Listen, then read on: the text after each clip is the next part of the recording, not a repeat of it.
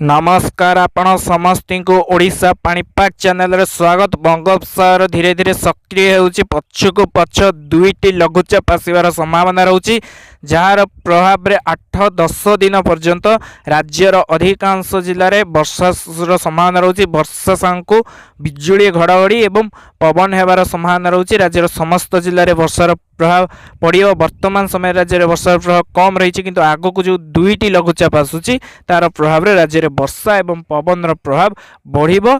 क्यों क्यों जिले में केते तारिख में वर्षार संभावना अधिक रही एवं जो लघुचाप दुईटा आसूची ता क्यों तारिख आसूची केते घनीभूत हो पारे बात्या रूप नहीं पारे कि न नहीं पारे से संपर्क में संपूर्ण भाव जानिया भिडियोटी को संपूर्ण रूपे शेष पर्यंत देखंतु। वर्तमान समय राज्य में वर्षार प्रभाव कम रही किंतु आगकू 21-22 तारिख रु धीरे धीरे राज्य में वर्षार प्रभाव बढ़िबो एवं 25 तारिख पर बंगोपसागर रे गोटे शक्तिशाली लघुचाप आसीबो जार प्रभाव में वर्षा सहित पवन मध्य हबार संभावना रहउची। किंतु 21-22 तारिख रु राज्य में किछि किछि जिल्ला रे वर्षार प्रभाव धीरे धीरे बढ़िबो घूर्णिबलय गोटे सृष्टि हबार संभावना रहउची बंगोपसागर रे जार प्रभाव में 21-22 तारिख रु बिजुली घड़घड़ी सह वर्षा हबार संभावना रहउची। पुरी, खोर्धा, जगतसिंहपुर, केन्द्रापड़ा, भद्रक, बालेश्वर, जाजपुर, नयागढ़, ढेंकानाल, अनुगुल, केन्दुझर, मयूरभंज, देवगढ़, सुंदरगढ़, संबलपुर, बौद्ध, कंधमाल प्रथमे उपकूल और उत्तर ओडिशा रे 21-22 तारिख में किछि किछि जिल्ला रे हबार संभावना रही बिजुली घड़घड़ी सह वर्षा।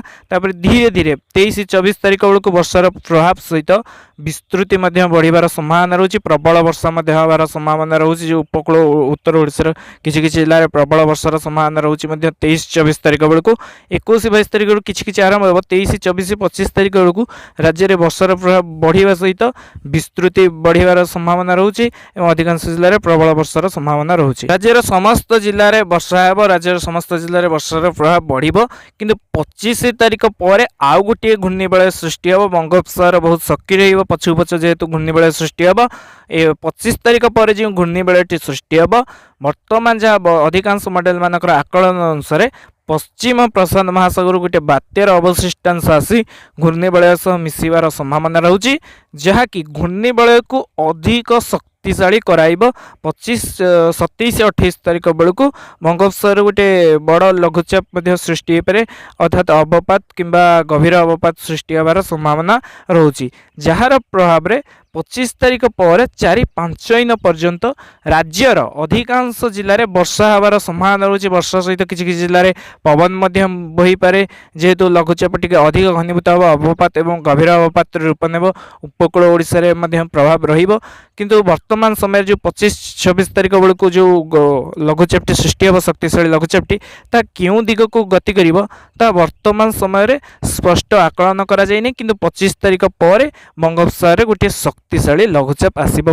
26-27 तारिख बेलू बंगोपसागर को गोटे शक्तिशाली लघुचाप आसीबो एवं तार प्रभाव ओडिशा उपरे पड़ियो। वर्तमान समय 2-3 दिन राज्य में पाग टिके सुखिला रहिबो। 21-22 तारिख धीरे धीरे वर्षार प्रभाव बढ़िबो। आपण माने जोड़ी रुहतु ओडिशा पाणीपाग सह आगु आसुवा लघुचाप संपर्क में आहुरी सठिक अपडेट जानिया।